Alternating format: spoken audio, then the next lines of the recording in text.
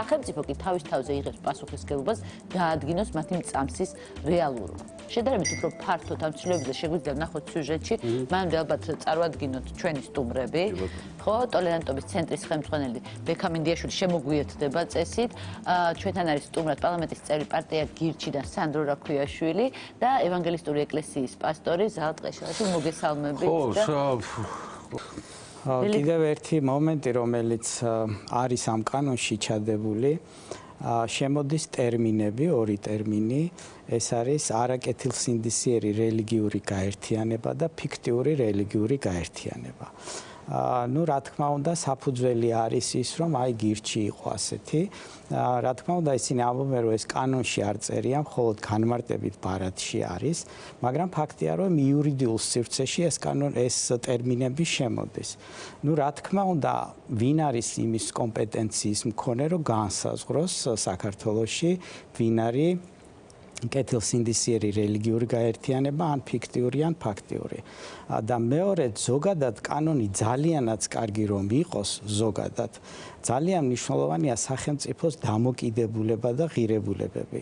ეხლა ეს ძალიან კარგი სიუჟეტი იყო და დიდი მადლობა, რომ დროს უთმობთ ამისათვის და მადლობთ მოწვევისათვის. ეს სიუჟეტი დაიწყო პრემიერ-მინისტრის სიტყვებით და მან თქვა დაახლოებით ასეთი რამ, რომ საქართველოს სიძლიერე ემყარება ჯარს, თავდაცვას და ეკლესიას. Ну, გასაგებია, რომ გულისხმობს დომინანტ ეკლესიას.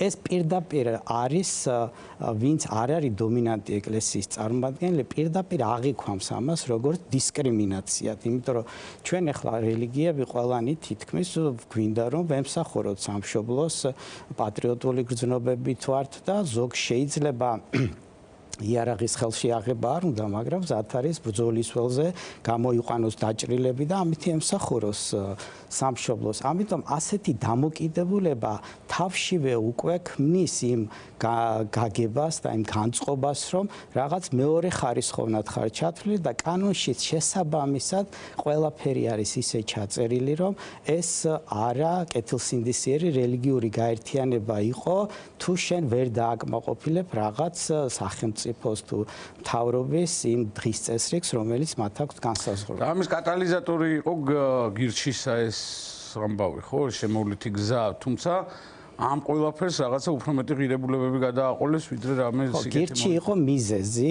მე ასე ვფიქრობ, რომ შესაძლებელია ის იყო რაღაც პრობლემა სახელმწიფოში და ამაზე საუბრობს ადამიანები, მაგრამ შენ რომ ხარ იურისტი და ხარ პარლამენტი, ისე უნდა მოაგვაროს კანონმდებლობაში საქმე, რომ ჩემი უფლებები არ დაირღვეს. მოძებნე ისეთი გზა, რომელიც მე არ შემეხება და დავამატებდი კიდე სასამართლო, ჩვენ ვიცით ახლა ქართული სასამართლო და ისედაც სასამართლო პროცესები, ვისაც გაუვლია, ძალიან რთული პროცესი არის. ამას უნდა ძალისხმევა, მიყოლა, ინტელექტუალური მხარე და ეხლა ესე იგი ჯარში არის კაცი ამას როგორ გააკეთებს და ხშირ შემთხვევაში პიროვნება, რომელიც არ არის დომინანტი რელიგიის წარმომადგენელი, ოჯახის წევრებიც კი არ არიან თანახმა ამისი და შეიძლება უარის კი თქვან, რომ ამ სასამართლო პროცესს უხელმძღვანელობს. ეს დაახლოებით ისეა, თან სანამ სასამართლო გადაწყვეტილებას არ მიიღებს, როგორც ნათქვამი იყო, მანამ შენ უნდა აღასრულო ის კანონმდებლობა, ანუ იმსახურო ჯარში. ეს დაახლოებით იმას ნიშნავს, რომ იუდეველებს ან მუსლიმებს უბრძანო ან კანონი გამოვიდეს, რომ უნდა მიიღო ის საზრდო, რომელიც არ არის მის რელიგიაში მიღებული და შეგიძლია გაასაჩივრო ეს, მაგრამ სანამ სასამართლო არ გამოიტანს განაჩენს, მანამ შენ უნდა გააკეთო ის, რაც კანონმდებლობით არის მიღებული. პასტორ ზა, თქვენთან მექნება კიდევ კითხვა, რომელიც პრინციპში გაგრძელებაა თქვენი წინა პასუხისა, თქვენ აღნიშნეთ ჩვენთვის ძალიან ემოციური რამ, რომ არადომინანტური რელიგიების წარმომადგენლებისთვის ბევრად დისკრიმინაციულია, არა მხოლოდ ეს ცვლილება კანონ პროექტში, არამედ როგორც მე გავიგე, მთლიანად სახელმწიფო პოლიტიკაც. კიდევ ხომ არ გავშლიდით ამ საკითხს? ეხლა მე იმ კითხვას გავშლიდი სხვა კუთხით, ეხლა რადგან მე ამ რელიგიურ სამყაროში ვტრიალებ, ამის სამზარეულო ვიცი, სიუჟეტში არ იყო, მაგრამ ერთხელ თქვა მაღალი თანამდებობის პირმა, რომ ეს კანონი შეთანხმებულია საპატრიარქოსთან. და შემდეგ ჩვენ რო ვთქვით, არა თქვენთანაც არის შეთანხმებულიო, მაშინ როდესაც ჩვენ წერილი გავამზადეთ, რომ არ ვეთანხმებით ამ კანონს. მე ვფიქრობ, ჩათვალი შეთანხმება. მე ვფიქრობ, ხო, ეს დამოკიდებულება ძალიან საწყენი არ ბილად რო ვთქვათ, რომ შენ არ ეთანხმები პროტესტს გამოთქვამ, მაგრამ ისინი არ თვლიან, რომ შენი პროტესტი რაღაცას ნიშნავს. ჩვენ და საპატრიარქო მოლაპარაკებული ვართ და თქვენ წერეთ და იკითხეთ, ეხა ეს თქვენი საქმე არის. ამასთან ერთად მე ასე ვფიქრობ, რომ იყო გირჩის პრობლემა, დასვეს გირჩის პრობლემა და რადგან ჩვენ რაღაც კანონი უნდა მივიღოთ და რაღაც უნდა შევცვალოთ, მოდი ეს სიტუაცია გამოვიყენოთ და რა იყო მიზანი. მე ვფიქრობ, ჩემი აზრით, რადგანაც ვხედავ სიტუაციას დღეს საქართველოში, სახელმწიფო ცდილობს გააკონტროლოს რელიგიური გაერთიანებები.